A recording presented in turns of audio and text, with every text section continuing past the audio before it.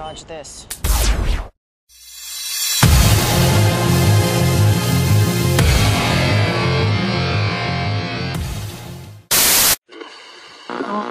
One world currency. The New World Order. Those are the roots of trouble.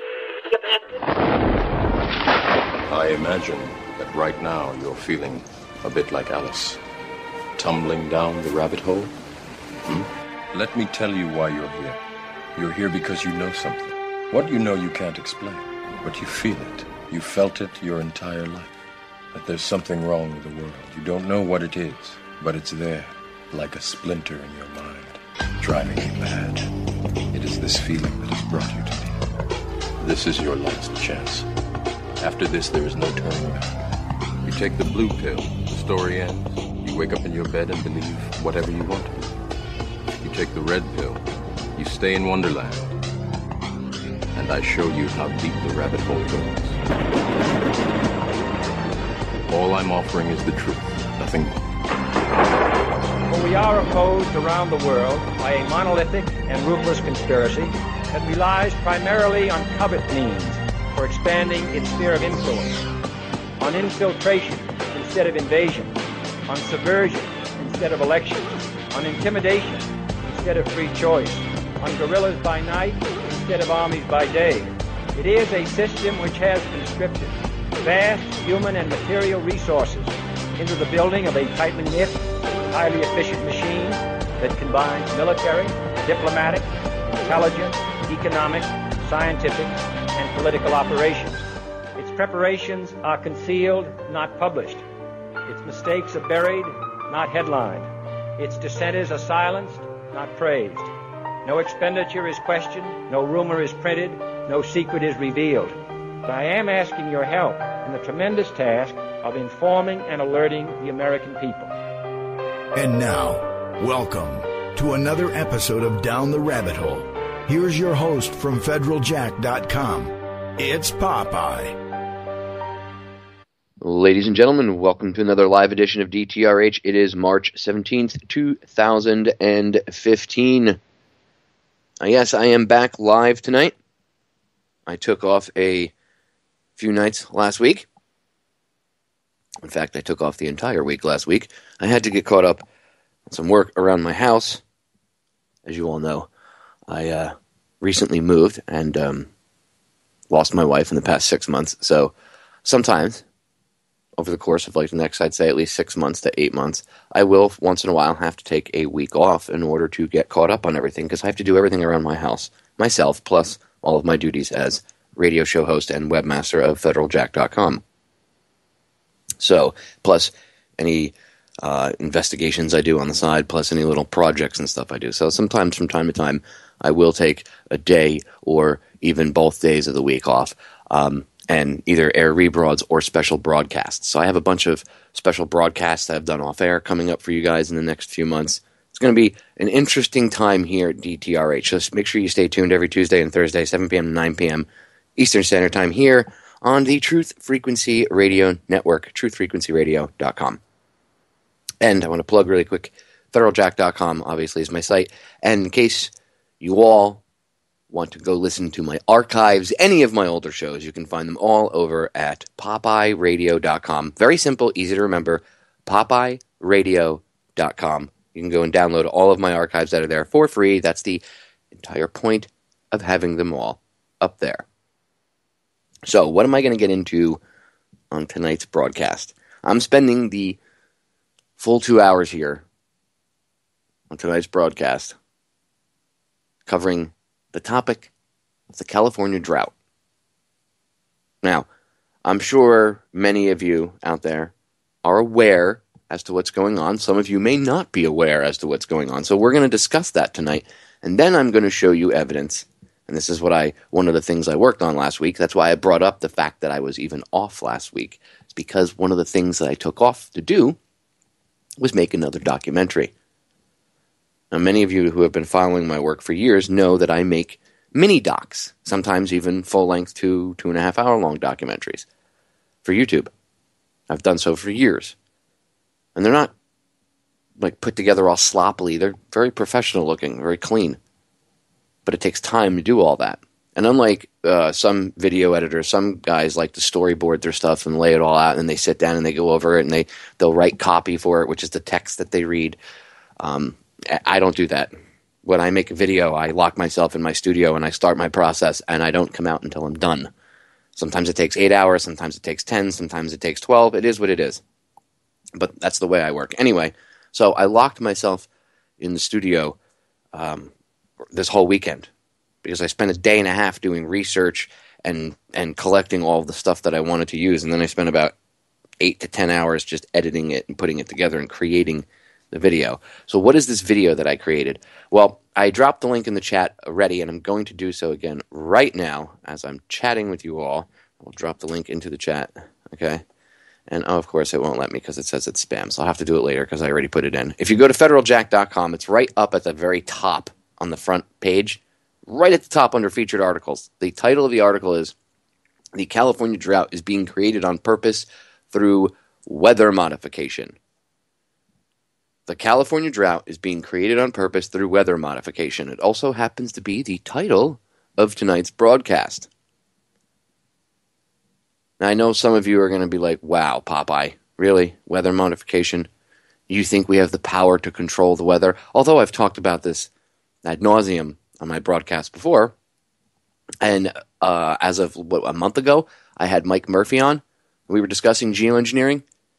I spent the first half of that show, the first half of the first hour, the first segment, I spent talking about a brief historical overview of geoengineering going back to at least the 50s. So no, this isn't conspiracy theory. This isn't conjecture. This is factual, real information. I know some people don't like to think that man can control the weather. This seems to be an issue where I actually get into some heated debates with people.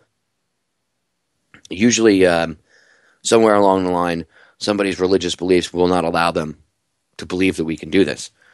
I've been told that I'm blaspheming because how could I say that mankind has the godlike power to control the weather? They do. We have the power as men, not men like men versus women. I mean, as man, I should say. We have the power as man, as humans, to literally manipulate the weather. Now, how good at it are they? Well, we really don't know, do we? Because they don't openly talk about their hits and their misses. They usually only talk about the stuff that they like to boast about. You never hear about the misses. What did Kennedy say in that conspiracy speech? You hear it in the intro to my show. Mistakes are covered up. Dissenters are silenced, not praised. So they don't talk about, we fired up Harp 20 years ago and 25 years ago and ripped the hole through the ozone layer. Bernard Eastland, the guy who invented it, the guy whose patents were purchased by the federal government to build the Harp installation. His name was Bernard Eastland. He used Tesla's patents and what he knew about Tesla's work to create the patents for Harp. And he sold it to the federal government, which, by the way, after he did so, he even, he's dead now, but before he died, he had said plenty of times that he regretted ever selling it to the government, and if he could do it over again, he wouldn't. I know, hindsight's 20/20, but still, that ought to tell you something. So, Bernard Eastland, he talked about how they could manipulate the weather in his own patents for Harp. He talked about how they could manipulate the weather. This is real. Weather manipulation is a real thing. I know people don't like to admit it because it's scary. I mean, look, let's be honest with you. The powers that shouldn't be, manipulating the weather for multiple reasons, whatever reason you want to say they did it for, it doesn't matter. I mean, it does to a certain extent, but it really doesn't matter. Okay? You can get in, and people. It matters when people want to know why they would do it, and it does matter that the multiple reasons why they would do it. But there doesn't have to be. You shouldn't really have to. Well, I have to know why they would do it before I'll accept that they would do it, which quite often is the way people are, right? Oh, I don't want to accept it unless I can accept why they would do it. Well, some of the reasons that they do it, you might not be able to accept because you're a normal human being. You're not a sociopath. You're not a psychopath. So it would be hard for you to comprehend starving thousands of people. But these psychos, it's not hard for them to comprehend it. They do so while they're eating breakfast and having a cup of coffee and chatting.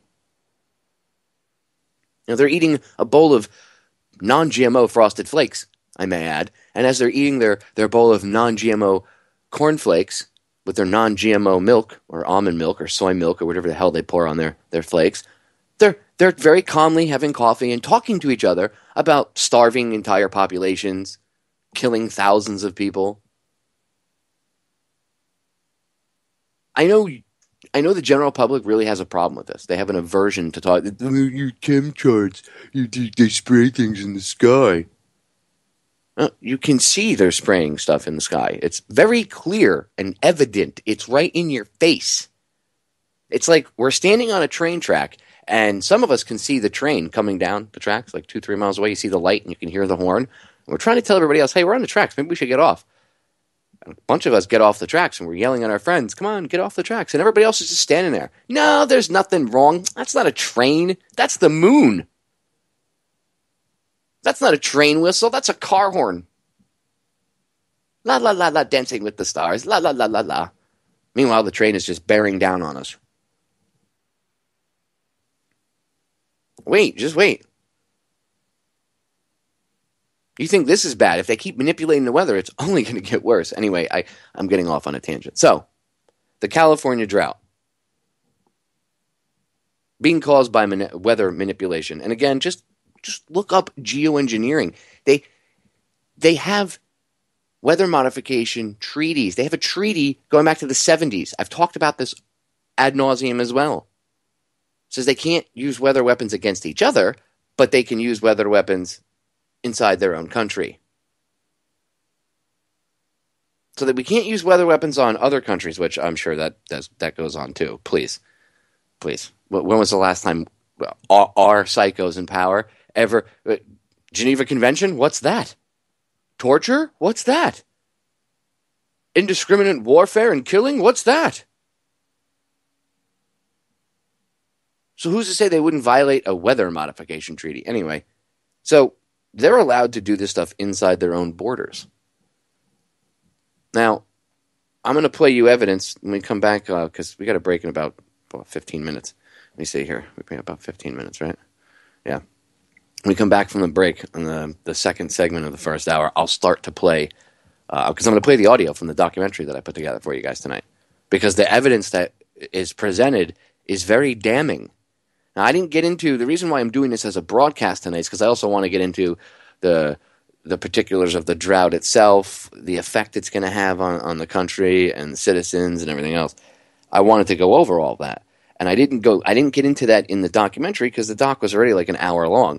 My sole goal with that documentary, I didn't have to point out that there is a drought in California. I know some people think that the drought, the whole thing could be manipulated to try to convince people to move or something. It's not a psyop. This is real. I know they fake things. The California drought is not fake.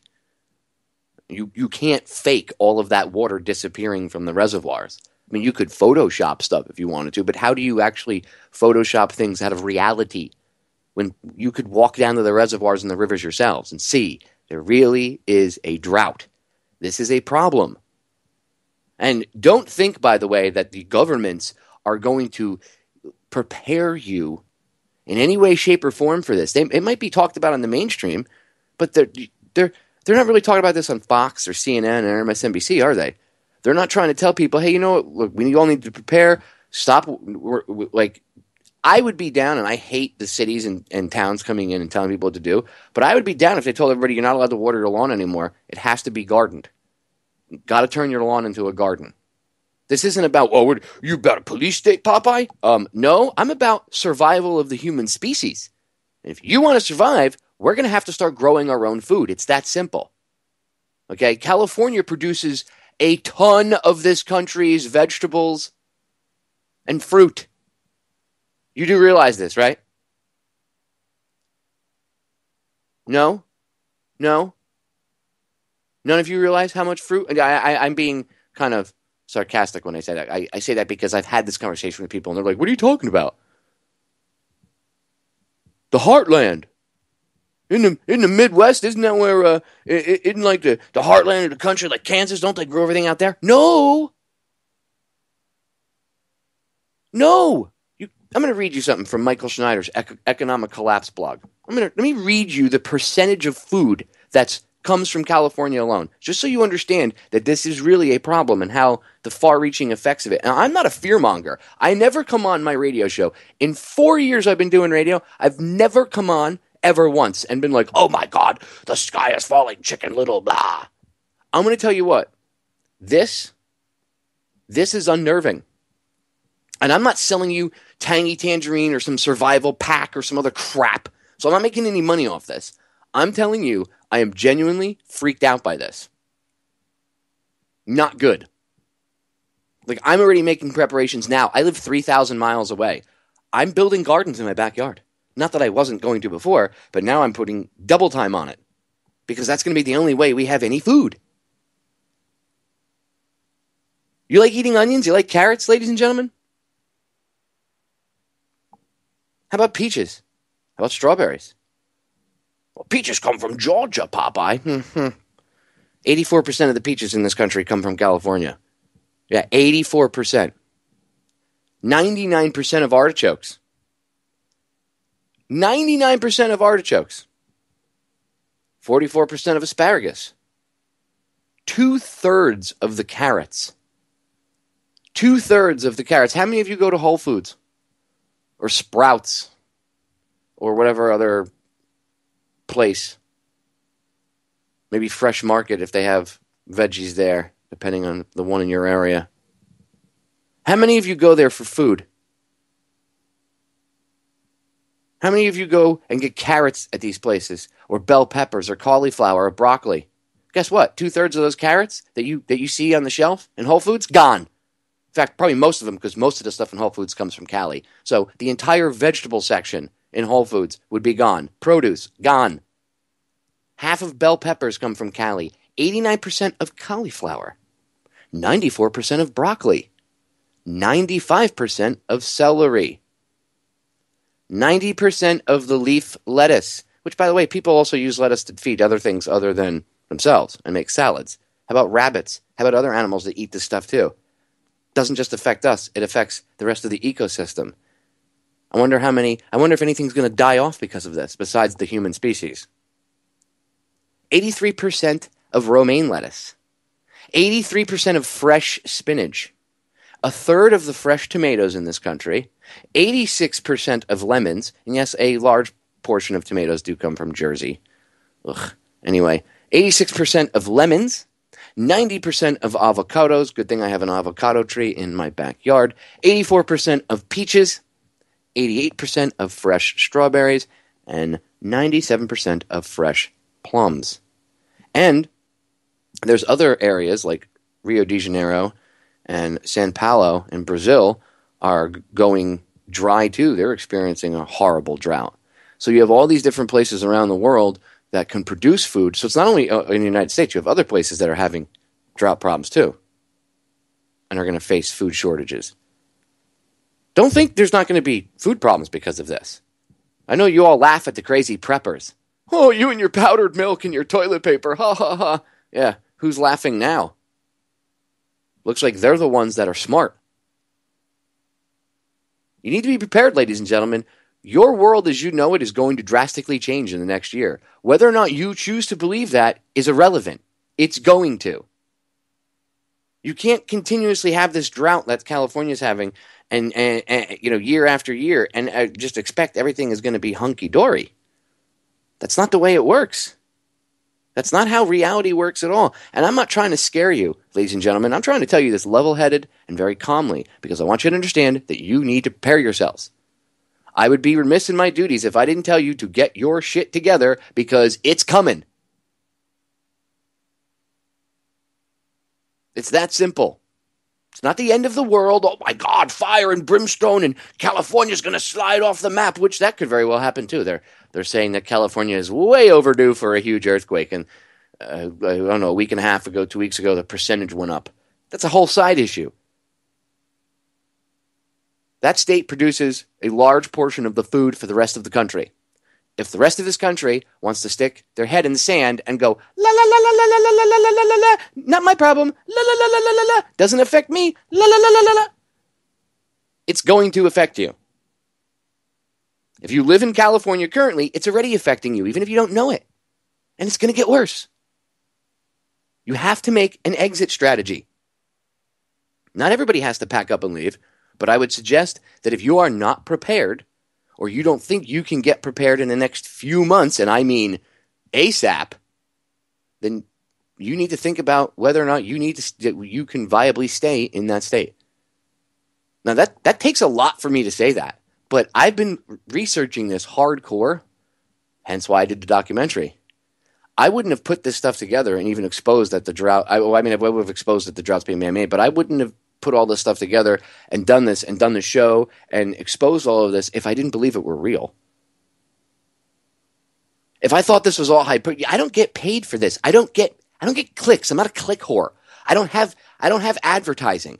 All the widgets on Federal Jack I built. If there's a banner for someone else's movie or something up there, it's because I'm friends with the filmmaker and I put it up there out of the courtesy of friendship. I don't get paid for any of this stuff. So I'm not trying to drag you to my site and click on my article. I want you to watch the doc and share it because I want people to learn about what's coming down the pike so that they can prepare. Because guess what? The state's already ill-prepared. The rest of this country is ill-prepared for what's going to happen. We should have been preparing for this a while ago. They should have been doing water restrictions a while ago. When I say water restrictions, I mean there's really no need to have fountains. Do we need to water the golf course? How about you close the golf course? Do rich people really need to go hit a little ball around on the grass and be smug a-holes all day and you waste all this possible drink? How many months of drinking water has been wasted, or years of drinking water has been wasted watering lawns and gardens? And you'll have people that are like, well, I need my lawn to look good. Well, can you eat your lawn, Jagoff? Because guess what? Unless you can eat it or drink it, you shouldn't be putting water on it. Comprende? You understand that? Your lawn's going to mean nothing when the water runs out. Say no one does anything and the water runs out in a year. Then what? Do you think your lawn's going to matter? You think your pretty little lawn is going to mean anything? Do you? Because it won't. People need to stop being afraid of this. Look, it's a real thing. It's a real problem. Let's face it. Let's hit it head on and deal with it. Because we're going to have to deal with it eventually. And running from it is only going to make it worse. This is very simple logic to understand, ladies and gentlemen. It's very simple, easy to understand logic. There's a problem. We need to face the problem and overcome it. Not run away or be scared. Oh my God, there's no water. What are we going to do? Oh my God, government, help me. Oh, one world government. Oh, please. Oh, help me. Oh. No. So I'm doing this show so you can prepare yourselves, ladies and gentlemen, so you don't have to rely on other people to bail you out. And just to prove my point, I want to play an audio clip from one of the local news stations in California about this. Okay, even the mainstream media is starting to admit, yeah, this is bad. And this is from a little less than a month ago. Just listen to this really quick. California is looking at water shortages of historical proportions. Our Tom Bakar live now at East Bay Mud. And Tom, several years of bad news are just getting a whole lot worse, aren't they? A whole lot worse. Now, at 5 o'clock, the meeting ended for the board of directors, and they learned this. If there's no March miracle, California will be much, much deeper near the bottom of a very depleted reservoir. East Bay Mud's board of directors knew it was coming, but it was no less worrisome. There's some pretty grim forecasts for our water supply this coming year. For East Bay Mud, January was the driest month ever recorded. The clock and the calendar have now become enemies to all California water suppliers. Now that we're in March and winter is about to end and spring is looking very dry, we're looking at water supply projections that are going to rival what the East Bay saw in the 1977 drought or even in the one in the late 80s. Today, East Bay Mud's reservoirs are only 55% of capacity. Today, its watershed has an average of 1 foot of snow on the ground compared to the usual 6 feet. Today, statewide snowpack, which was 33% of normal this time last year, is now just 19%, just 1% higher than the 1991 modern low of 18%. We'd need another 11 inches of rain just to get halfway between the driest and wettest years, and the next 2 weeks are forecast as dry. It could be among one of our worst years. As consumers, we have our work cut out for us. Last year, East Bay Mud customers heeded conservation requests and saved at least 13% over the previous year. This year, the savings rate is only 4%, much of that attributable to the fact that most customers already seem to be saving as much as they can. And we will have to continue asking our customers to cut back their usage. How much is still being determined. The big ray of sunshine for East Bay Mud, investment in infrastructure and water rights. It can buy additional limited water, but at a much higher cost. We are looking at how much water can we purchase and bring into the East Bay that way.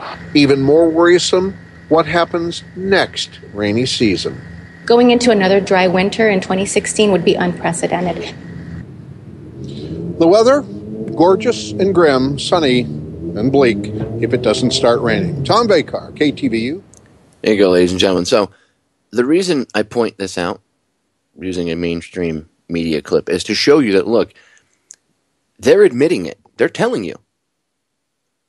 They're just doing so in a very, they're actually doing so in a very calm manner.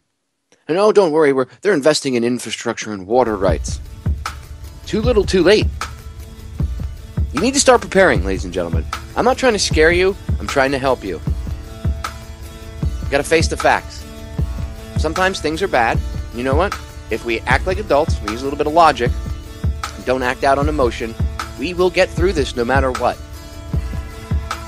Stay tuned when we get back. I'm going to present the information about weather manipulation. Ladies and gentlemen, we are back. So, we've been discussing the California drought, the ongoing drought. It's been going on for at least 4 years. And we're discussing the implications of the drought, what it means for the rest of this country, what it could possibly mean for the rest of this country.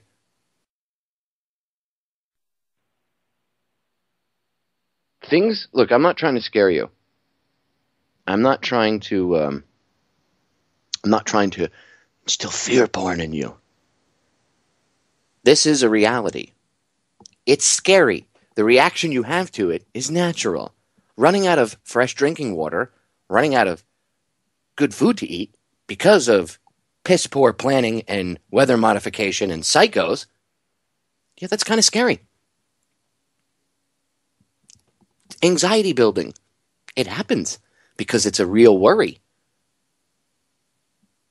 Not letting that fear get to you is the key. See, I can talk about scary stuff without trying to sell you Tangy Tangerine or use fear porn to do so. Okay? But we do have to talk about scary stuff sometimes, even if it's uncomfortable and people don't like it. When I discuss things like this, I do so in a very logical, laid-back, calm manner. That way people don't get freaked out about it. Because being freaked out about it is not going to solve anything. I talk to my listeners on Facebook. I interact with you guys on a daily basis. I have people message me and say, Popeye, I'm really freaked out about all the crazy stuff that's going on. Freaking out will do you nothing. It will do you no good. The bad stuff is still going to happen, whether or not you, in your personal space, flip out or not.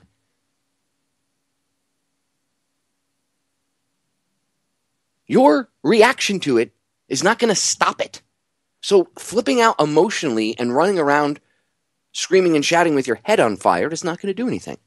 Facing these problems with some logic and some calm, rational thinking will solve the problems. And we will be able to get through this.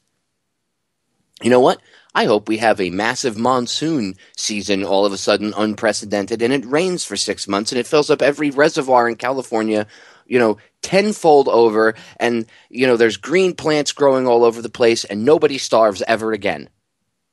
But I could wish in one hand and crap in the other, and you can tell me which one you think weighs more, okay? So we have to prepare. We have to discuss certain things about this, like this. We have to discuss the reality of if this does continue down its current path, it's going to get worse. What are we going to do about it? Would you rather me not come on air and talk to you about this stuff and be honest with you and have a candid conversation about this stuff with you? Would you rather me blow smoke up your butts and tell you everything is going to be okay? Because that's what the mainstream does. It's important for us to talk about this stuff, ladies and gentlemen. I don't want you to be afraid. Again, freaking out, running around with your head on fire, not going to solve any problems. Knowing that there's a problem and understanding what the true problem is will allow you to figure out a solution, at least for your portion of that problem. And if everybody did that, then the problem wouldn't be so bad across the scale, would it? As I always say, the solutions to our problems are an inside job. The only way that the solutions to our problems can be an inside job is if you actually know that there's a problem to begin with. So if you don't know that there's a problem, if you don't know you have a cancerous tumor, how can you fight it? How can you use cannabis oil to kill your cancerous tumor if you don't know it even exists? Or you know you're sick but you don't know why.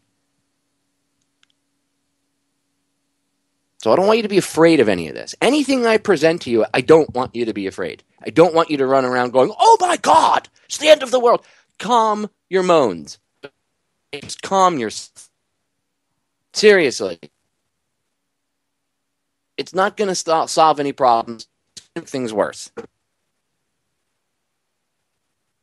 Don't be afraid. We will get through this. Okay? Are things going to get scary looking and bad? Perhaps they could. If we don't try to solve the problems now. Every day that we sit on our butts and don't discuss the very real issues that are going on and what we face makes it that much worse. Okay? And it's going to make it that much harder down the road. The sooner we face this issue and we deal with it head on, the sooner we can overcome it. It's that simple. And that's all I'm trying to do. So if you're getting afraid from this conversation, don't be. Because there are solutions. And yeah, things will change. They won't be inevitably the same. Perhaps it won't be as easy to get fresh produce at the store in a year. Grow your own. Farm.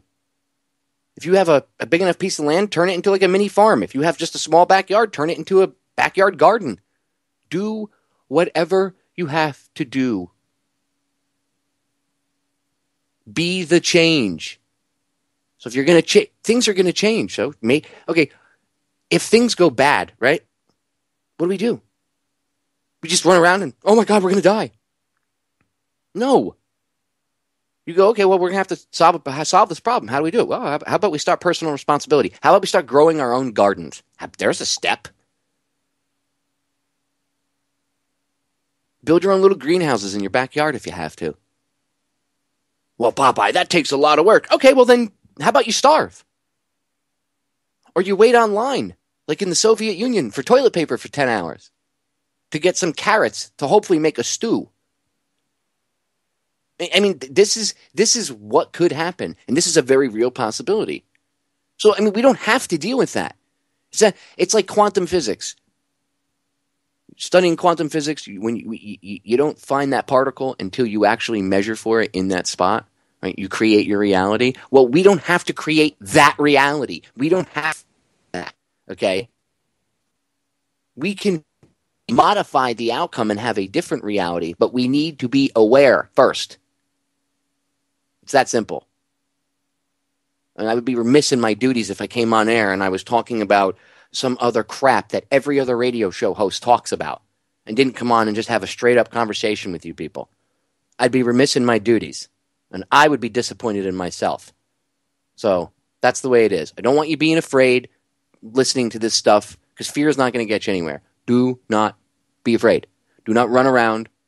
What does Joe say? When in doubt, run around, scream and shout. Something like that. That's the saying he always throws out there, making fun of, the idea of not using logic, and you get the drift. Ladies and gentlemen, don't live in the fear frequency. And this is scary stuff. It is. It's scary to think about running out of food or California running out of water. the officials there, all they've done is hope and pray that it's going to rain. That's not going to solve anything. Okay? Doesn't solve a thing. Hoping and praying. Again, you can wish in one hand and crap in the other, and you tell me which one weighs more. They don't have any contingency plans. So, and now they're well, maybe we should have contingency plans. Too little, too late. So you need to make your own contingency plans. Get your neighbors together. Build community gardens with each other. Go to your cities and your towns and tell them. Go to the city council meetings and be like, look, we're running out of water. We're growing our own, California water, food shortages. We're going to start growing our own food.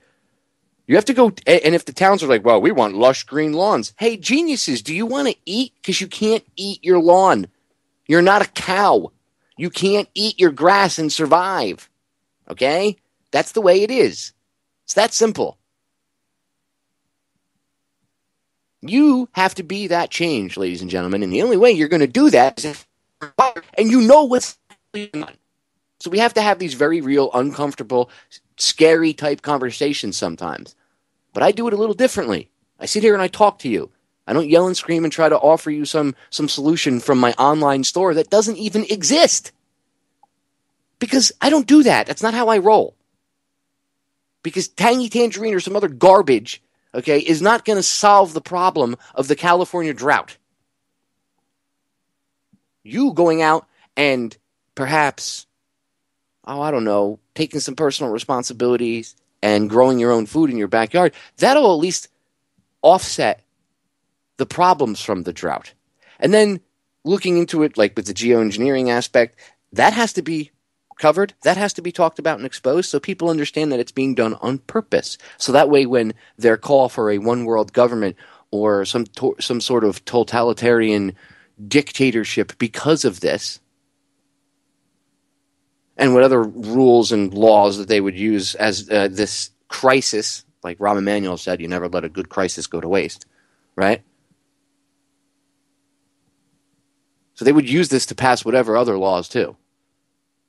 All being done on purpose. And again, I don't think it's just specifically weather manipulation. I think that's a large part of it. I don't think when it comes to weather manipulation, by the way, that they sit and they can literally. I think that they can manipulate it. I don't think that they've mastered the godlike art of actually creating it whenever and wherever in their mind's eye, the way that they want to have perfected it. But I do think that they have gotten quite good at what they do. And I do believe that they can steer hurricanes. I do believe that they can steer the jet stream. They've done it before, and they're doing it again.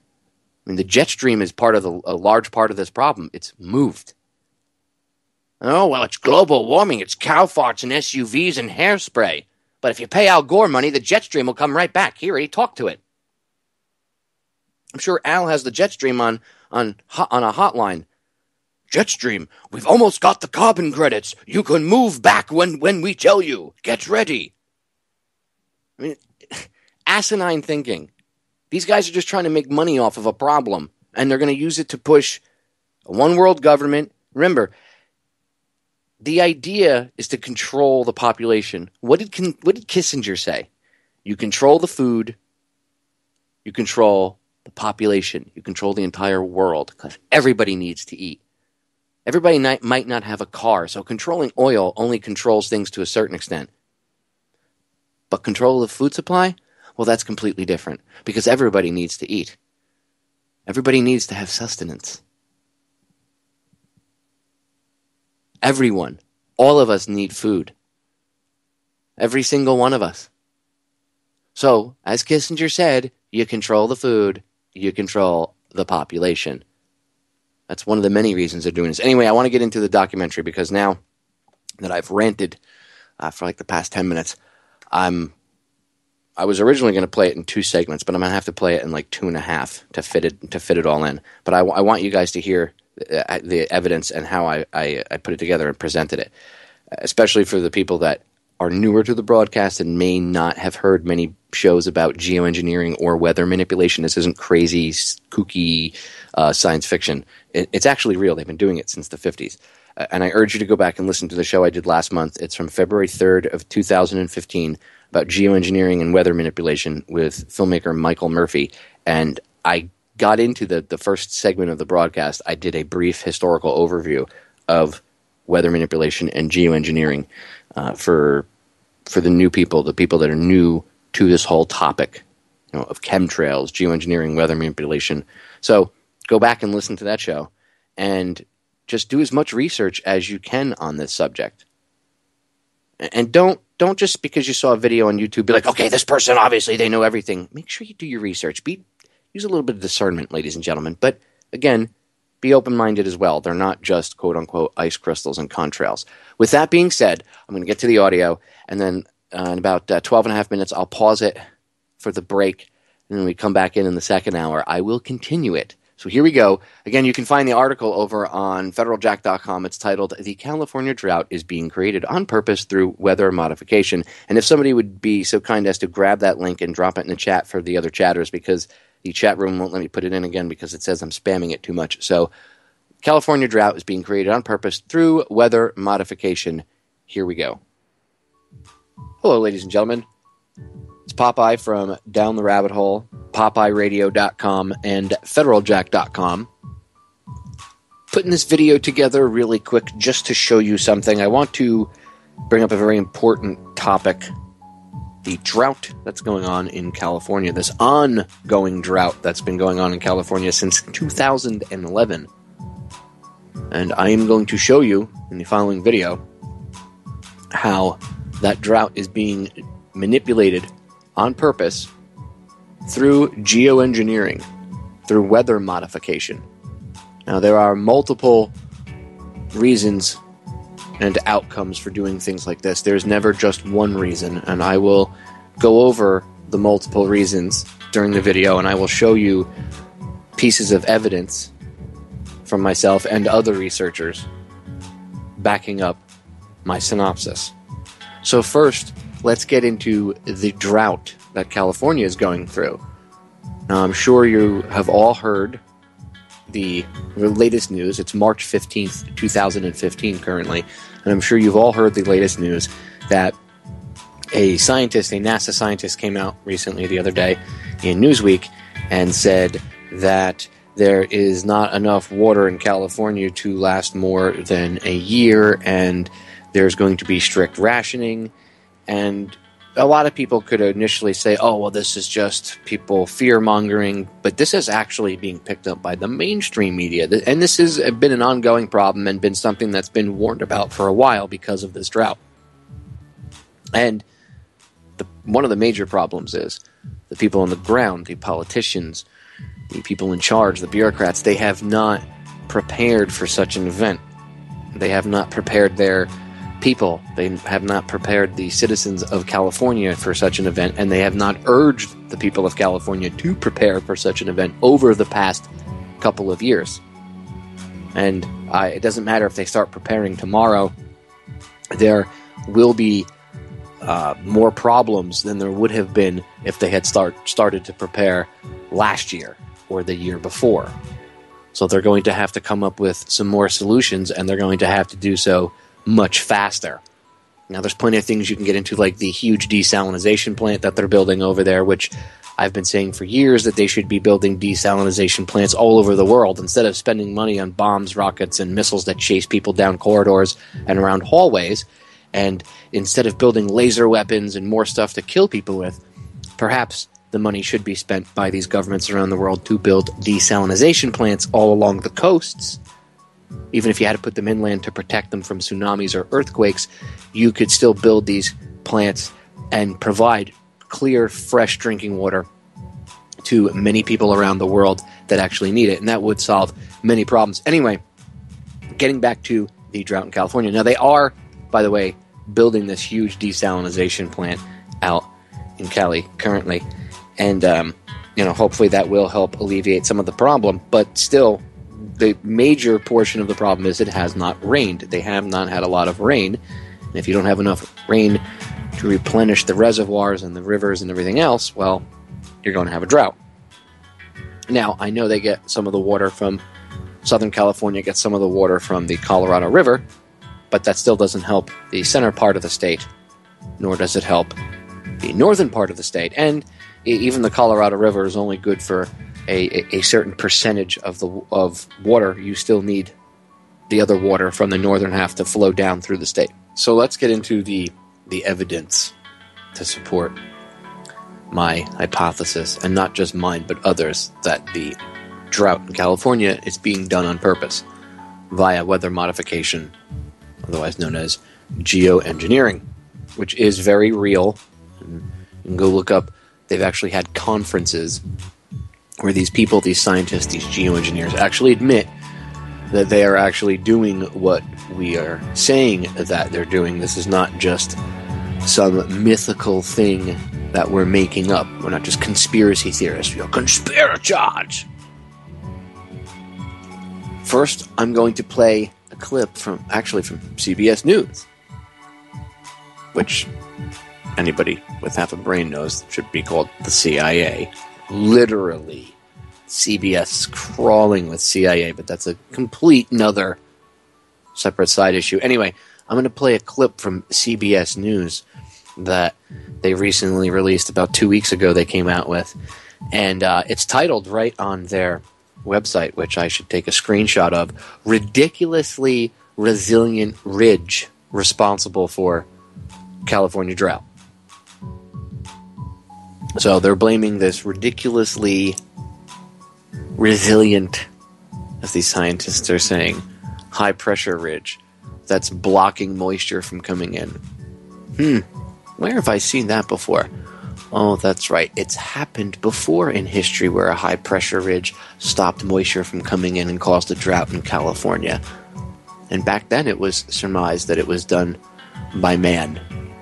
People blamed the Russians, but think if it was done by the Russians and the current psychos in power figured that out, and they figured out how to manipulate the weather the same way the Russians did. And that now they're doing with our own current weather weaponry.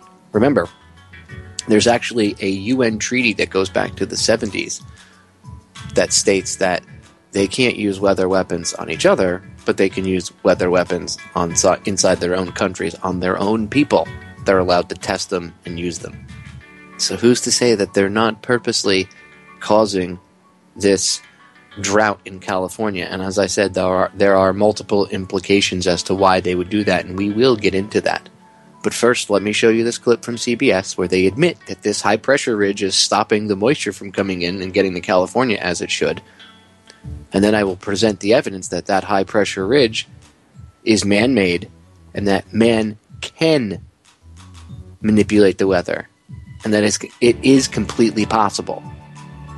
And maybe, just maybe, people will take the issue of geoengineering more seriously, especially if they realize that massive drought, that massive catastrophe waiting to happen in California, that's actually already happening, it's a slow motion catastrophe, is being done on purpose and being done by man, not by Mother Nature, but by mankind's manipulation of Mother Nature.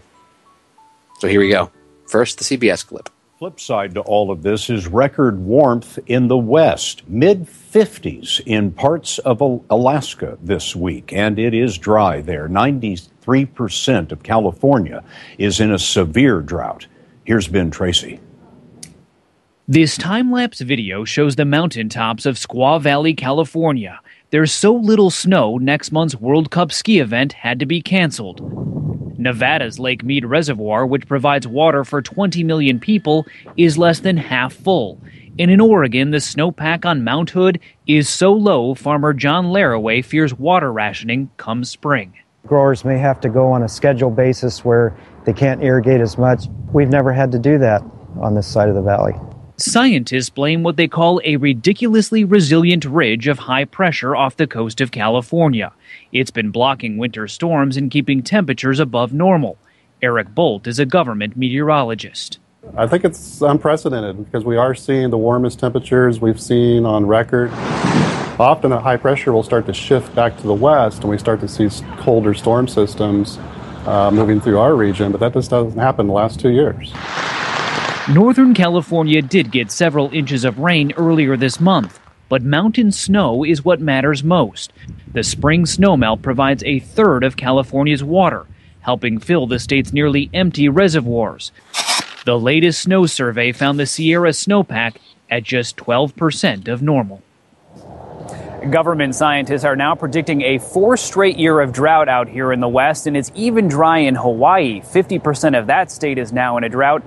But Scott, I can't imagine anyone out east is feeling too bad for us tonight. Ben Tracy in Los Angeles. Ben, thanks very much. And then right now in the video, the little graphic pops up that I made. And this is where I'm going to pause it for a second because we're going to break in about 3 minutes. But this is where I get into the evidence for weather manipulation. And what I'm going to do is I'm going to leave it paused right here because I don't want to let it start to get into it for like a minute and a half and then turn it off and rewind it because you'll kind of lose context. So when we come back in the second hour, I will get right into the audio and I will pick it up right where I'm pausing it right here, where we're going to explain how this is all being done and why.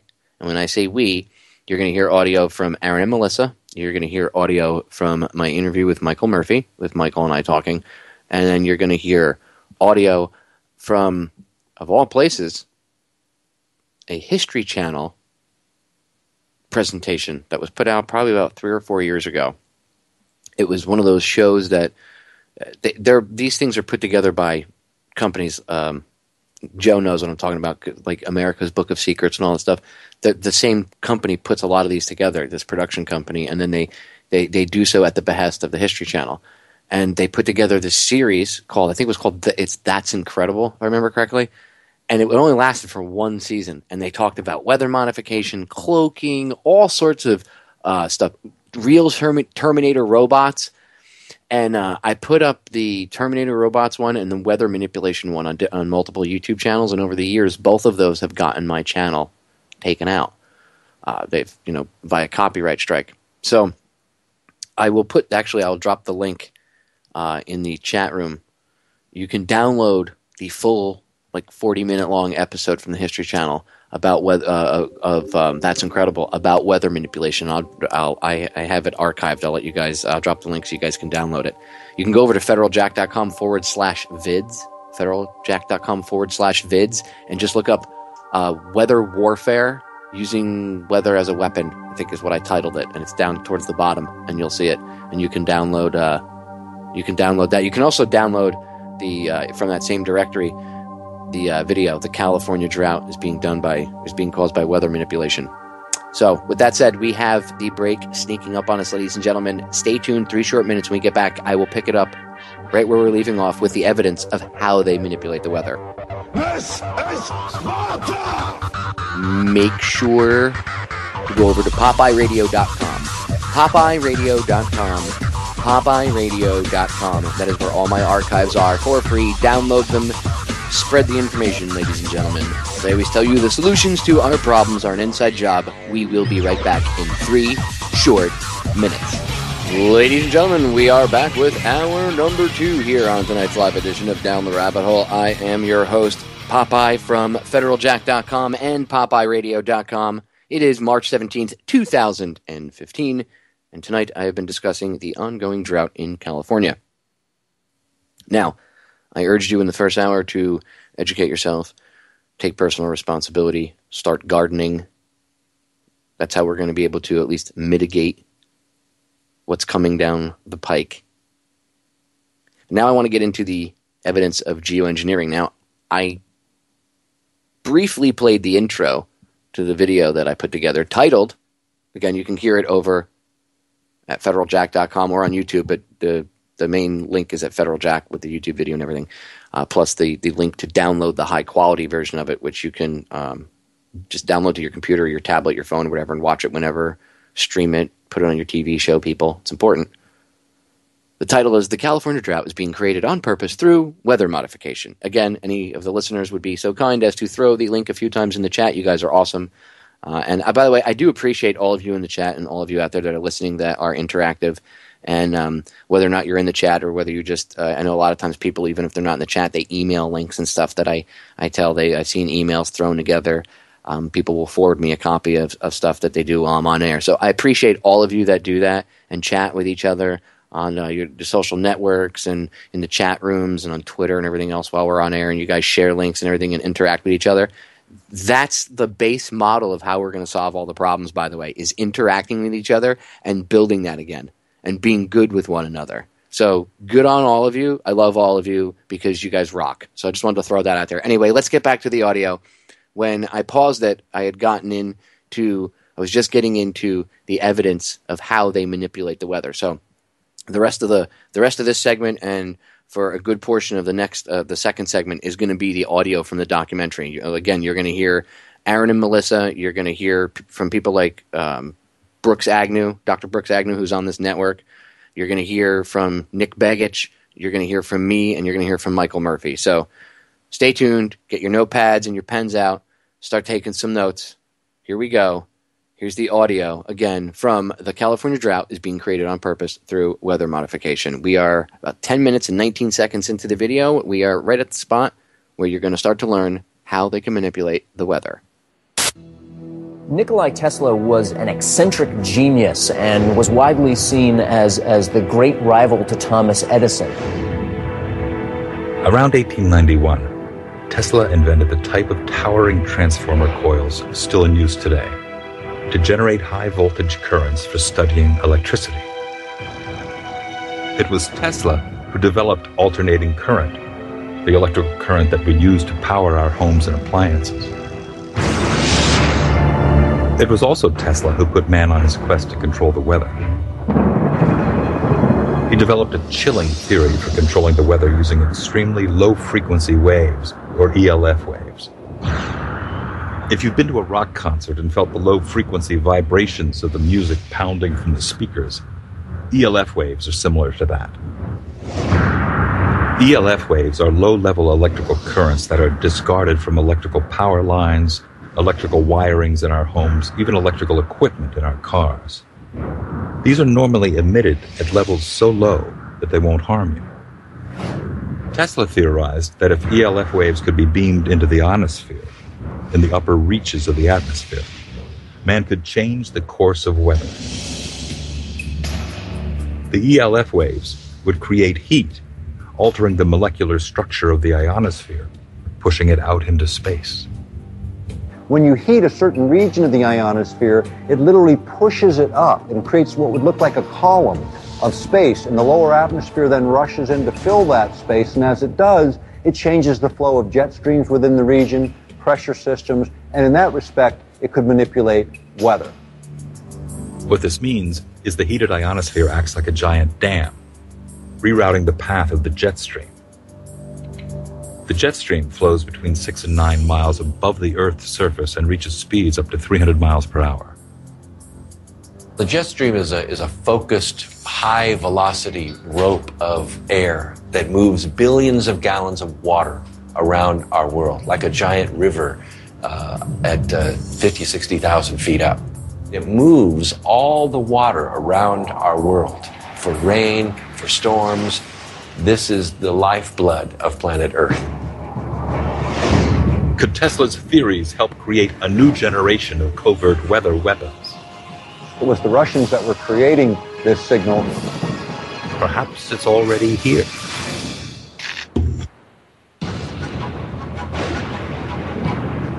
Has the United States already been attacked by a weather weapon? July 1976. Strange, unexplained blackouts in worldwide communications plagued the globe. Ham radio operators all over the U.S. are picking up seemingly random, unknown radio signals. It's causing static interference with radio, television, and even telephone transmissions all across North America. This signal was a tapping that would go for like 10 beats and then stop for a bit, and 10 beats and stop for a bit. U.S. scientists discover the cryptic signal is coming from the Soviet Union. They assign it an innocuous name, It was called the Russian woodpecker because it was the Russians that were creating this signal, and the sound that the ham operators heard was essentially that sort of clicking, pecking sound. Here is an actual tape recording of the mysterious signal. Satellite photos reveal the Russians have secretly constructed a gigantic radio transmitter and are covertly transmitting extremely low-frequency waves, otherwise known as ELF waves, into the atmosphere over North America. The Russians would continue beaming this signal until at least 1989, the last time they were detected. But why? The way the woodpecker worked was that you had a very large radar that was pumping out millions and millions of watts of radio frequency energy. And that tick, tick, tick, tick was each time a pulse was sent out. And in each one of those pulses, there was a tremendous amount of energy. What they were trying to do is to see our ballistic missiles coming up into space and on their way into the Soviet Union. An over-the-horizon radar system meant to provide Russia with an early warning of U.S. missile launches is one possible explanation. But other researchers around the world now suspect something more sinister was at play. At the times that the signal was coming through, there were some very bizarre things taking place.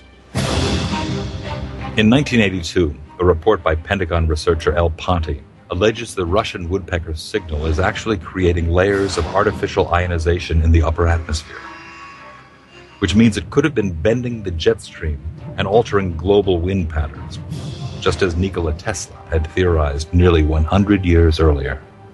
There's been a lot of research in military labs over what you can do with putting radio waves into the atmosphere and changing the dynamics of the atmosphere. And some of the research indicates that one can move the jet stream around and thus induce weather conditions.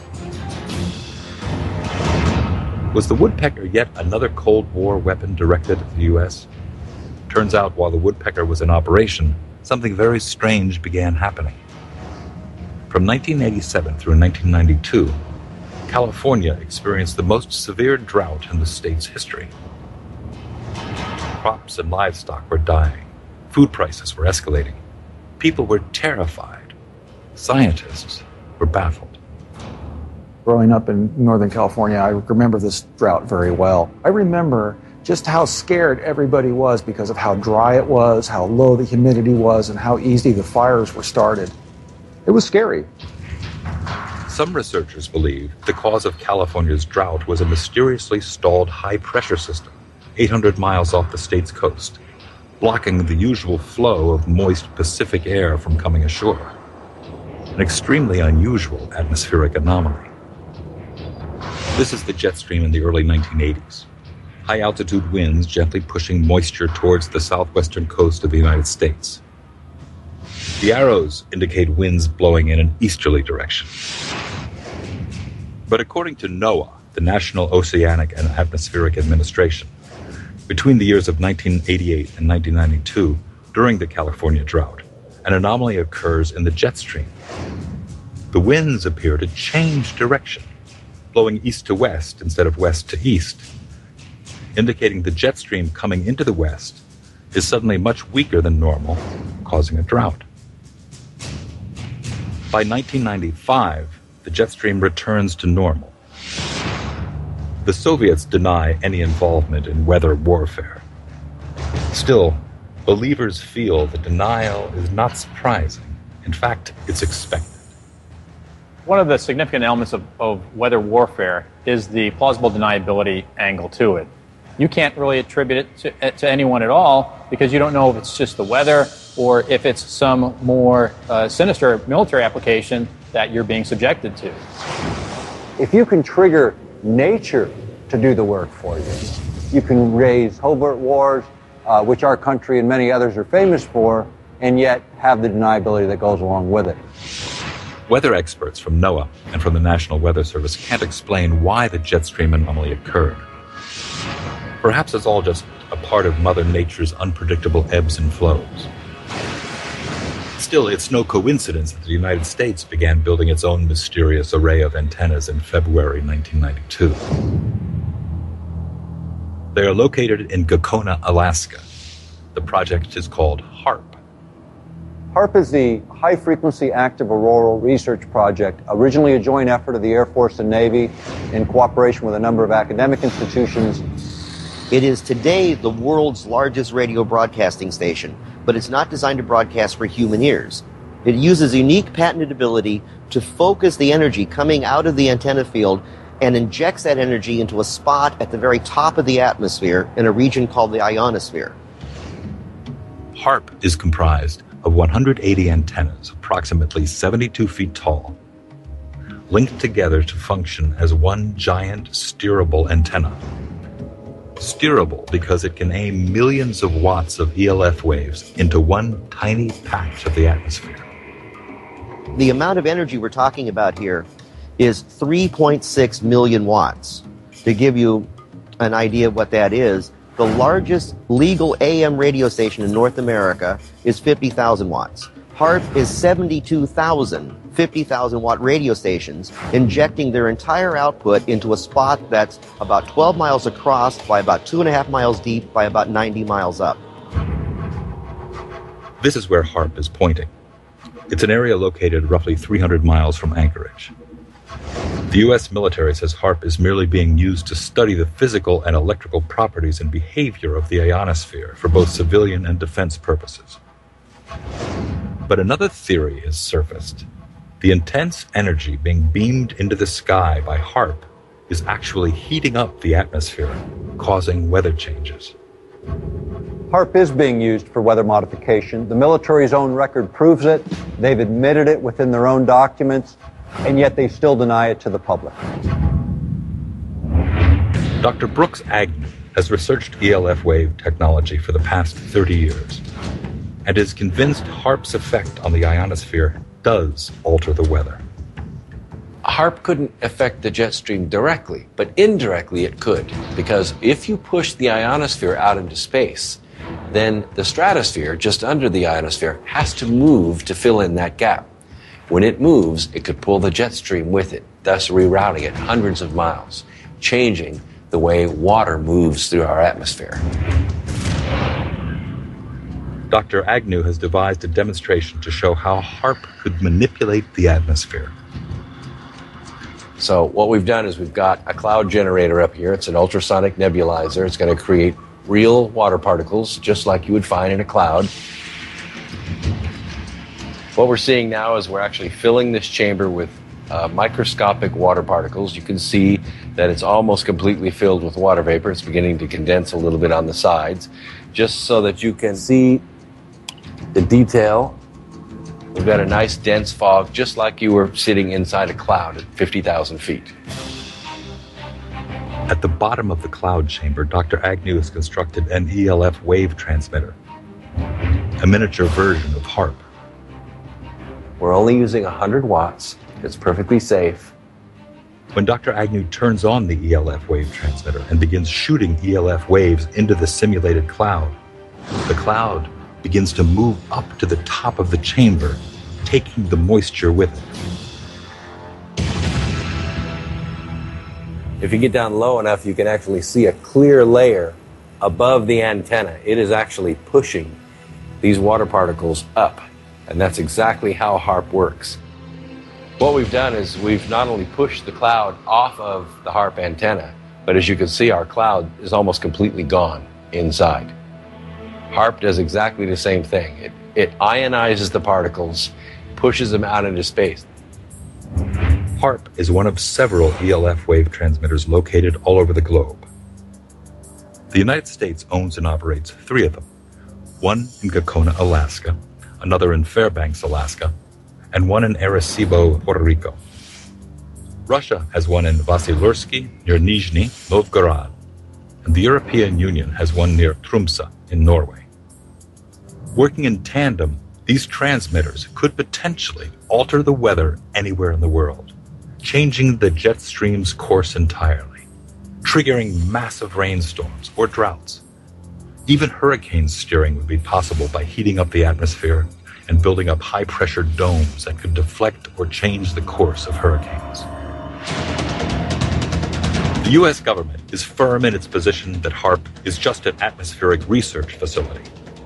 But is it more than coincidence that since going online, some experts have reported strange weather anomalies, including massive floods, hurricanes, and earthquakes?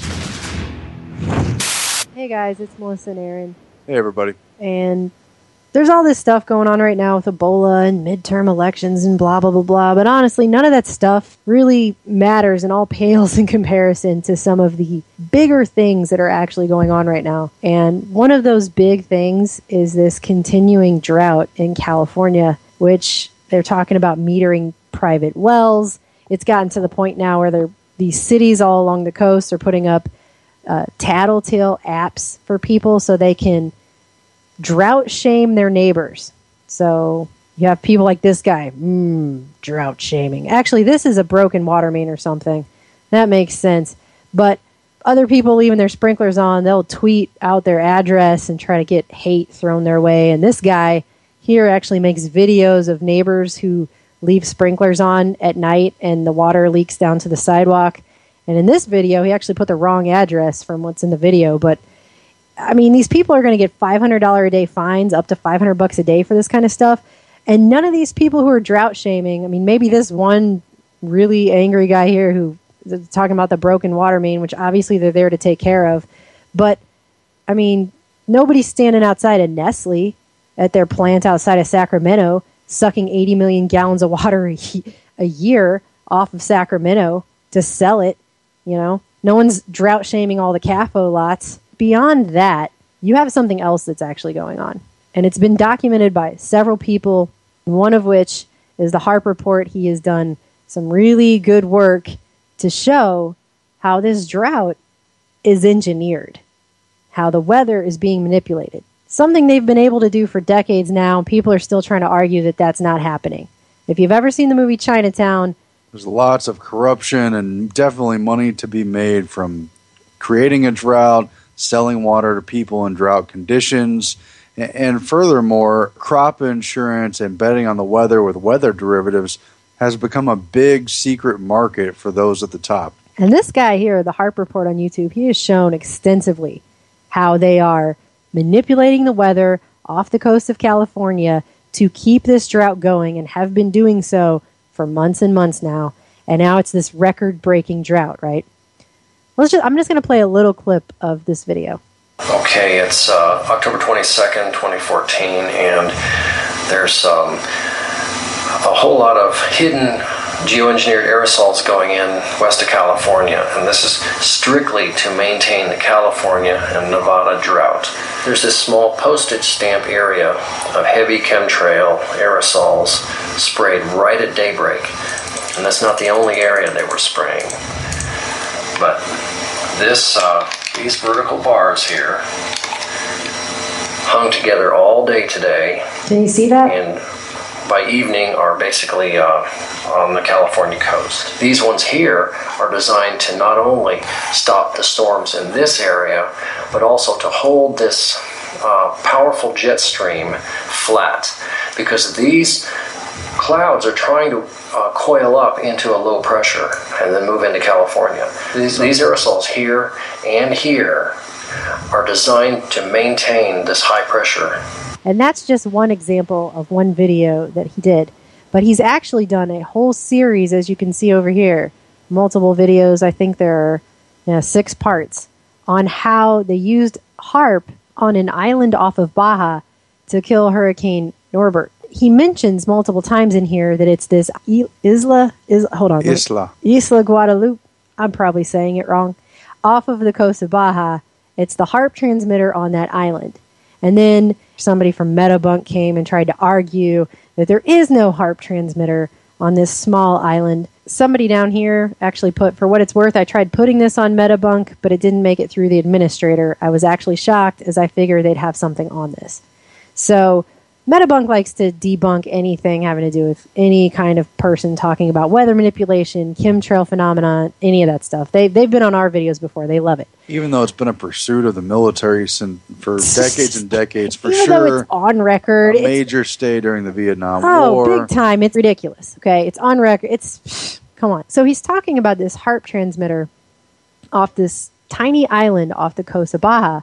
And I decided to actually go find this island and look for what he's talking about. So I'm going to zoom way out here first. Okay, so this is to show you. This is the island he's talking about, this little island right here, off the coast of here. I've got this place marked. So we're going to zoom right in. All right. So first of all, there's one main road, as you can see right here, that goes across this entire small island. And there's an old airfield with one airstrip. And so I just came down on this island. I came down to the bottom, and I just followed this road and tried to see what I could find. Right about here is when I noticed something. I don't know if you can see that. Let me zoom in a little further. There are these grids here laid out. Can you see that? With lines going through them. And right here you've got three of these little postage stamps with grids. They sure do look like arrays to me. I don't know what you guys think, because they're definitely not farming anything right there. So there's 3 of them, here, here, and here. You see that? And then as you go down here a little bit farther to the old airstrip here, see the old airstrip, there's 3 more. Here, here, and here. Now, what's important to note about this is, if you can see the date up here in the corner, this is from May 12th, 2013.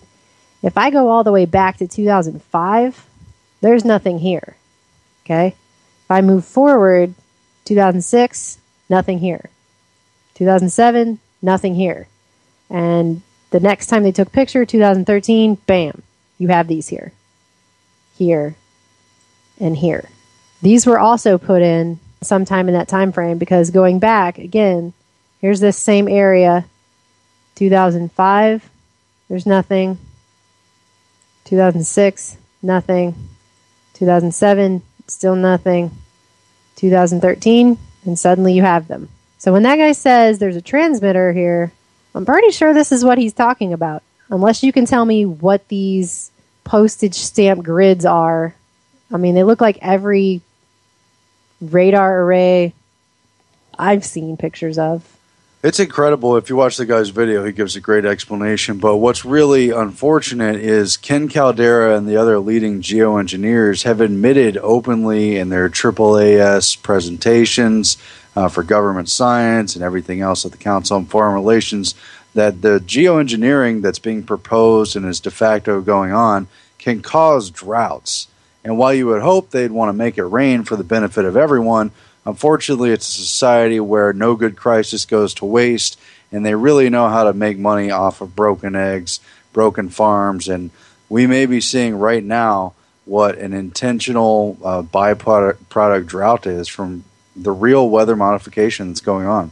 Because I think we can all agree that whatever is going on, it is not the official story we're being sold. It never is. And something is just wrong, and a lot of you can feel that. Something is wrong. And it's not just the weather in California, it's the weather, period. And unfortunately, there's nothing that would stop anyone from being able to engineer. There's no rules on it right now. Any rogue player can do it, as we've been told over and over again. I'm going to pause the video right there, ladies and gentlemen, because the break is going to sneak up on us in about 50 seconds.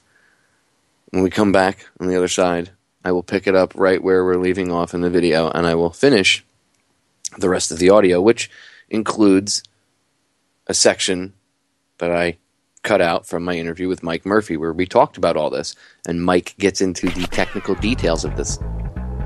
It's important that you hear this. Otherwise, I wouldn't be talking about it or airing it, right? Pay attention, ladies and gentlemen. Go over to Federal Jack and download the video. It's right on the article. The California drought is being created on purpose through weather modification. You can download the high-quality video right there. We are back, ladies and gentlemen. Final segment. I want to get right back into it because I'm going to need the most of this final section here to finish and fit in the full piece of audio for you. Again, if you want to download the video, go over to federaljack.com. The California drought is being created on purpose through weather modification. It's right up on the very top of the featured article section. The California drought is being created on purpose through weather modification. And right below the YouTube video, you will see it says you can download the HD version of the video to watch by clicking here. If you right-click and save that, or just click on it, it'll open up a dialog box and want to download it, or depending on what kind of machine you have. But yeah, it'll download it right from there. And that's the high-quality WMV file, and it's I think I rendered it in 720, but it's in HD. That way you can put it on like your tablet and stream it to your TV or whatnot. It looks good, and you can play it for people as a presentation, because that's what it's about. It's about spreading the information. Anyway, let's get back to the video. Here we go. When we left off, Aaron and Melissa were talking about Isla Guadalupe and this installation, this interesting, what Melissa points out could be possible arrays on the island, and weather modification, and the ongoing drought in California. So here we go. So when this guy does a 6-part video showing how these things are broken up and what's going on with this, and talks about transmitters on this small island, and then you have people arguing there's nothing on the island. There's definitely something on this island. I don't know what that is. I can't explain what that is, but I was obviously put there not that long ago, and it definitely looks like some kind of array. So you tell me, but don't you think it's a little bit strange that there's all these clouds constantly forming off the coast of California, and none of them have any water? You got to watch his recapping of the radar. It's mind-blowing. It'll make you think of it in a whole new way. Okay, now this is really amazing. This is proof of the Harp downburst killing this hurricane. This is Hurricane Norbert, and this is the Harp transmitter, and this is Baja California here. And if we look at the vertical velocity map, we can see at 5,000 feet, what do we see? The oddest thing in the whole world. This is the proof. Here's Hurricane Norbert being split. Here is 15,000 feet. Wow. This is proof of the Harp downburst. Red is rising air, falling air, right down the middle of a hurricane. How in the hell does that happen? 30,000 feet. Rising air, descending air right in the middle of this thing. This is the core of the hurricane right here. And this descending dry air from the Harp transmitter right up here explains why the water vapor map is showing this dark zone right here. This is the dry air being pressed down by the Harp transmitter right in the core of this hurricane. So by Sunday, September 7th, this hurricane will be pretty much blown apart, because, you know, it's so close to the Harp transmitter now. They're going to hit this full power all night long. I want to bring my guest, Mr. Michael J. Murphy, on, the producer and director of What and Why in the World Are They Spraying? Two very informative documentaries about geoengineering and weather manipulation. I want to pick his brain tonight, ladies and gentlemen, not only about the stuff that Mike and I have gone over in the past, but there's a few other things, like, are they melting the global ice caps, or have they done it in the past on purpose? I actually kind of mentioned this a little bit in the first segment, but I want to pick Mike's brain on it. Anyway, without further ado, I want to bring him back to the airwaves, ladies and gentlemen, my good friend, Mr. Michael J. Murphy. Mike, welcome back, brother. Thanks for having me on. As always, thank you for covering this issue, which now is starting to get more interest, at least in the public eye. So we're making progress. A lot of exciting things going on. God, it's probably been almost a year and a half since I've been on. So glad to be back. I'll cut through the chase. Glad to be back. Thanks. It's glad to have you back, and it's always an honor to have you on. Let's hop right into the fracas first. First thing I want to ask you, because we discussed this multiple times that you've been on, and you brought this up in the second film, and I mentioned this. They can spray, not only can they seed clouds, but they can also spray desiccant into the air, which for people that don't understand what that is, it would like dry the air out. and it would keep the weather. It would actually, in many cases, it would keep the water vapor floating up in the atmosphere rather than raining down upon the earth as rain, which would then feed to earth and grow crops. And that's what I was talking about. They'll bet on the Chicago Mercantile Exchange that crops will fail or whatever, and then they make tons of money off it. It's not even about feeding the hungry people or the poor people. It's about these scumbags making money and then manipulating the weather to do so. I mean, they're playing mad scientist in one aspect, which you don't know what kind of repercussions from playing with the weather is going to have, and then they're betting on it and making money. I mean, so yes, it does exist. So thinking in that aspect and talking about that, the river of water vapor, you've talked about this before with me, but do you think they're still doing that? Is that part of the drought problem in California currently that's going on right now? Is that part of the drought problem? That is, I believe, 100% of the drought problem. And if you look at the jet stream right now, we have what's called the polar vortex. And meteorologists are just scratching their head going, we've never seen anything like this. And what it's doing, it's creating high pressure off of California. So typically when the jet stream comes in, it should deposit moisture in Northern California and above. And that's the wet season, very good growing. So typically they get a lot of moisture in that area because there's been an artificial, and I can get into the mechanics if you'd like, into how they create that high. What it's doing is diverting the jet stream. So it's going up into the Arctic region. A couple of reasons. Drought is very, very profitable. And if we look at it just from the drought standpoint in terms of California, what it appears, we've heard what you said, the scumbag elites, they stated that water was one of the resources that they're going to go after. And of course, when there's an abundance of water and when there's natural water, there's no reason for the government to come in. However, during a shortage, through public-private partnerships, Agenda 21, they go in and they take that water. I've been looking at one company in particular, Bechtel. Bechtel owns about 82% of the world's privatized water. They're also a major military industrial complex corporation. So they're involved in a lot of nefarious activities, and it appears that they're a major part in terms of involvement with these programs. But getting back to the drought, another reason why I believe that California is being droughted out. If you go back about 5 years ago, the Central Valley of California produced about 50% of the United States fruits and vegetables. And this was 5 or 6 years ago. Through Agenda 21 and through the Endangered Species Act, they literally cut off the water to the Central Valley, sourcing that the Delta smelt was going to become extinct. So through this, I would say it's phony environmentalism, they were able to cut off some of the canals that go into that area. And, of course, it dried up a lot of farms. Many of those farmers went out of business. The ones that were able to get water or some water, now everything's drying up.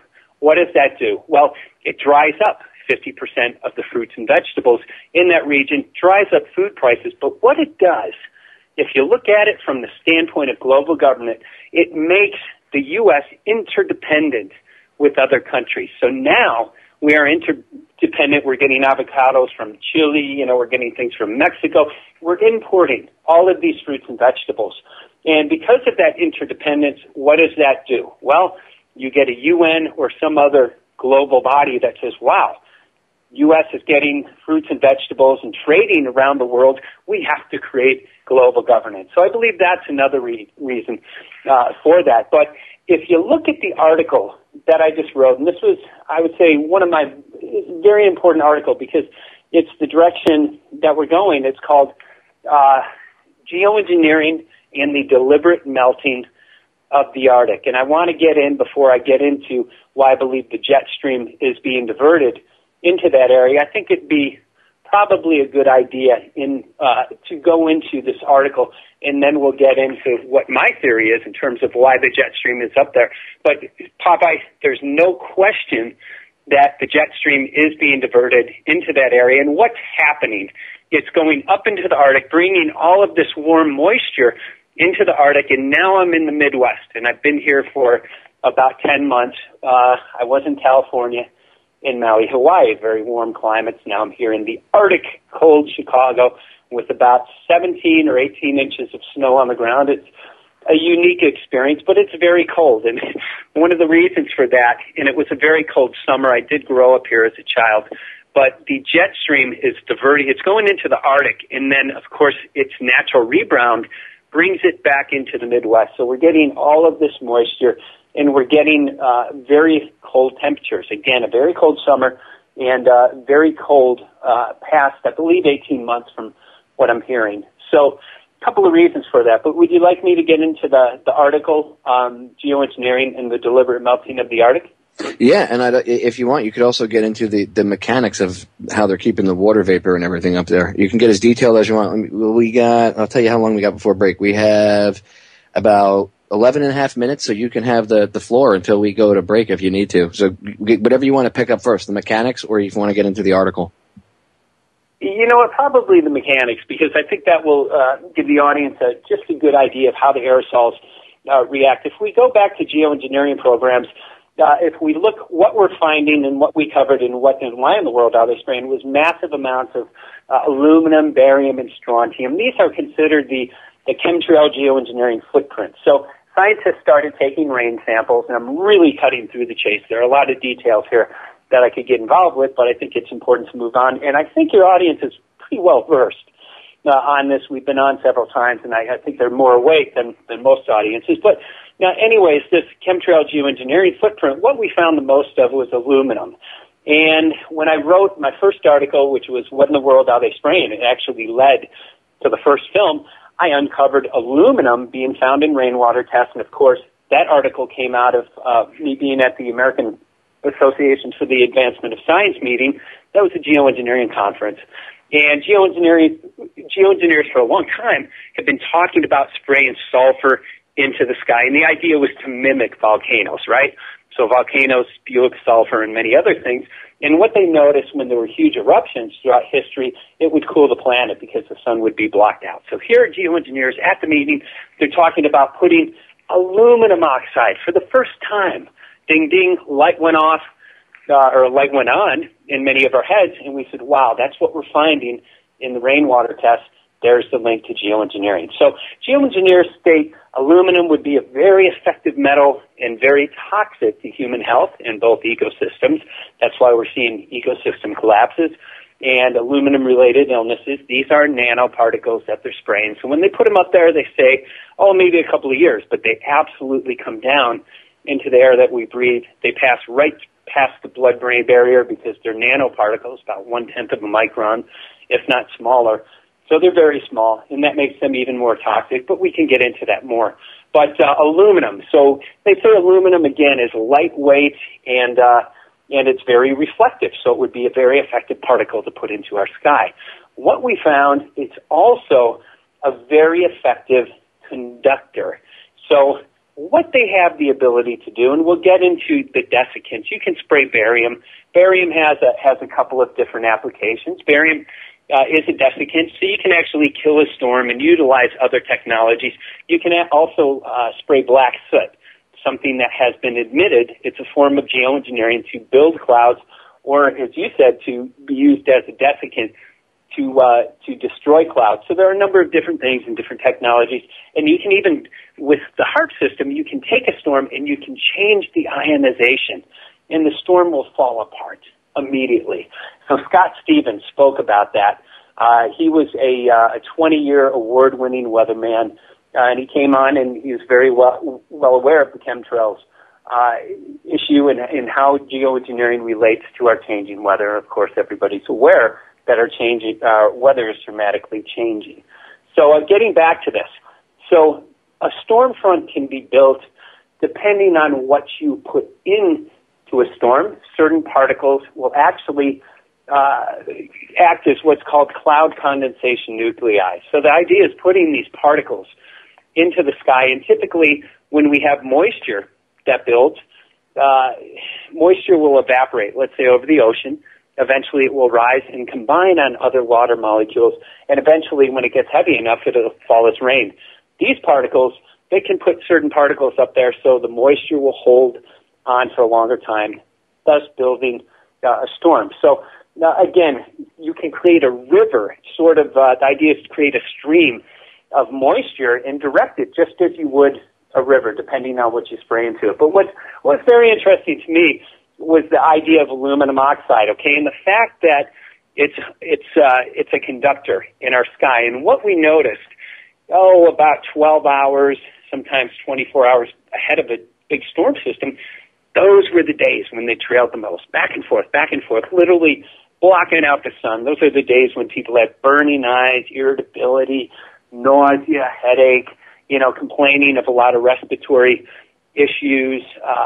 Barium's very high on those days. I spoke with some emergency room physicians who said, our ERs are packed during heavy spray days, people coming in with heart attacks. Barium increases our blood pressure, so that's one of the symptoms. But, I think many people can tell when they have the burning eyes and very irritable during those days. But anyways, what they do is they create this big blanket of metal particulate in the sky, and through the Harp system or other technology, they, again, heat that metal up in the sky. And when you heat part of the sky up, what does it do?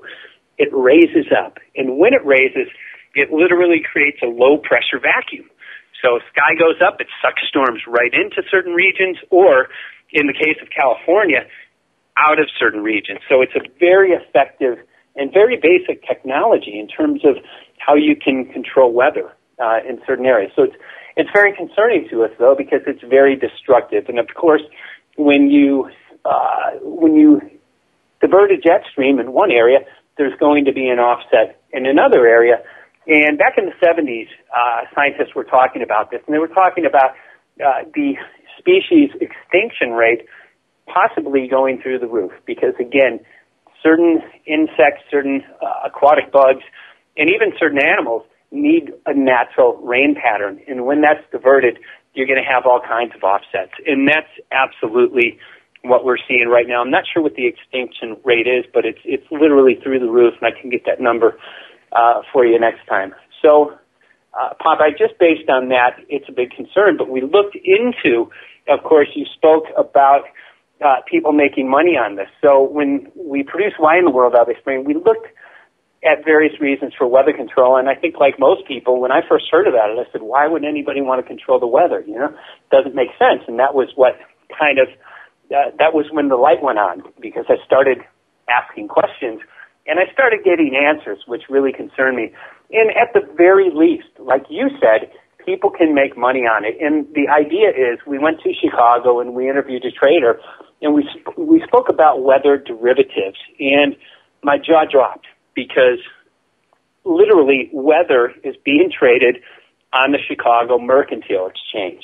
I was like, weather is traded? Are you kidding me? And he said, yeah, they're traded in the form of derivatives. And it actually started back in the 90s, the early 90s. Our favorite company, Enron. Anyways, Enron traded our first weather derivative. And what a company will do, Michael Agnew, did just a great job at explaining to us, a company will offset the risk due to weather. So he explained, like, let's say if you're a heating company and you need X number of days to be below 30 degrees in the wintertime, and it's a particularly warm winter like they're having.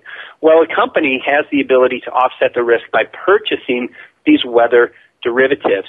Another example he used was a giant seed company, and the idea was, let's say if you have $10 million worth of seed that you planted, but you insure it for $20 million and your crop fails, he said you can literally double your money. And that's what really started making sense. And I'm not saying every trader who trades weather derivatives is part of weather control or supporting this. However, we are aware of insider trading, and the fact of the matter is there are some people who literally know what the long-term game plan is in terms of weather, and if you have the playbook, you can't fail. You literally have the ability to make millions, if not billions of dollars, just on the Chicago Mercantile Exchange, and that's playing with weather derivatives. So there are a lot of different motives, and I would say that's probably the lowest in terms of effective ways to consolidate an enormous amount of both money and power. The other thing that most people, I think, are kind of aware of is owning the weather by 2025, and that's a stated goal by our military. And the idea is essentially controlling the weather to give militaries a battlefield advantage. So the idea is, if you can create sandstorms in Iraq so that, during an Iraqi invasion so that the enemy can't get off of the ground, then you can literally have a battlefield advantage. And I remember, Popeye, when the U.S. invaded Iraq, somebody at church said, "Oh my God, Iraq is getting slammed with these sandstorms. Wow, God is really on the side of the U.S." And that was before I was aware of the weather technologies and the ability to literally manipulate weather in such a manner. But now looking back on it, there's no question in my mind that was absolutely used. Getting more into the military technologies. Let's say if you're a military and you want to wage war against the country. However, it's not the public would not be so supportive of that. It's a very effective tool for war. And the idea is you can literally drought out a country. You can destabilize nations without firing a shot. We've been covering geoengineering for such a long time and looking at the way that our weather, without question, is being manipulated. Some of the effects and some of the ways to consolidate an enormous amount of power. Of course, we got into military a little bit before, and we got into the derivative plane, but it also relates to genetically modified crops.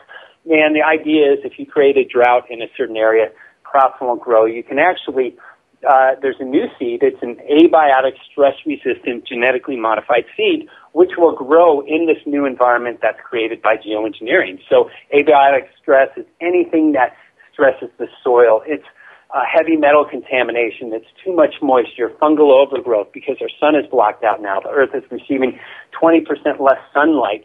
We have fungal overgrowth and a lot of illness for that. And there's a new Monsanto designed genetically modified seed that will grow in this new environment. So it's literally a hostile takeover of our entire food supply. And I live on an organic farm in Maui, part of the year, and we've lost about 50% of our ability to get our crops. And another farmer that we know, and this is kind of standard around the island, 70% crop loss in the past 10 years. So there's an enormous crop loss. With that being said, the GMO seeds very much of Kissinger said, if you control the oil, you can control nations. If you control the food, you can control the people. And we are all aware that that is a major part of the agenda here. So that's just a huge part of this. So it's also geoengineering is a means to form global governance. And the idea here and the way that geoengineers are now selling this, and they've been having a lot of meetings talking about this, is, well, because geoengineering gives man godlike power, and that's a quote from geoengineer David Keith, he said there would be wars over whose hand should be on the thermostat. And because of this, we will have to develop global governance. And they are moving very quickly in developing the framework. There's no question about this. The framework to form a global government body to, quote unquote, monitor these programs. And what's even more scary, Popeye, listening to the geoengineers talking about the fact, and there's no question that geoengineering will create droughts and floods in other areas. These are not my words. These are the words of geoengineers. What they're saying, because it offsets weather patterns, we're also going to have to use these programs to control the weather and determine what countries get rain, what countries don't. And what was interesting, when I listened to geoengineers talk a little more, they were talking about offering incentives for countries to sign on to these geoengineering treaties. And they didn't talk about what incentives they were, but my guess is they were probably who would get rain. And of course, a country that doesn't sign on to this would get droughted out, just like we're seeing in Africa.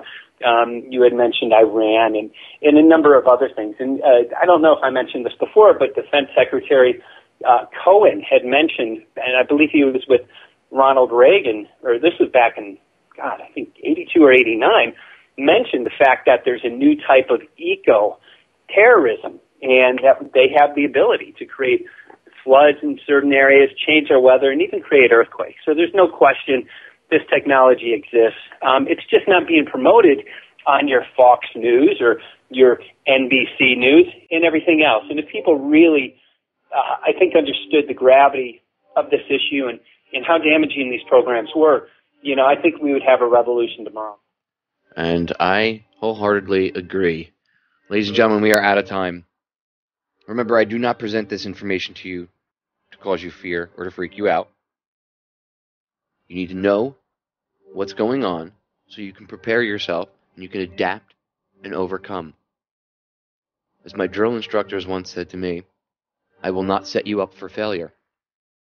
I will set you up for success. I believe in you all. This is Sparta! Now go out, get your acts together, get everything that you need, get prepared, work with your neighbors, work with your family, and we will get through this, one way or another. I love you all. I will see you all again live Thursday night.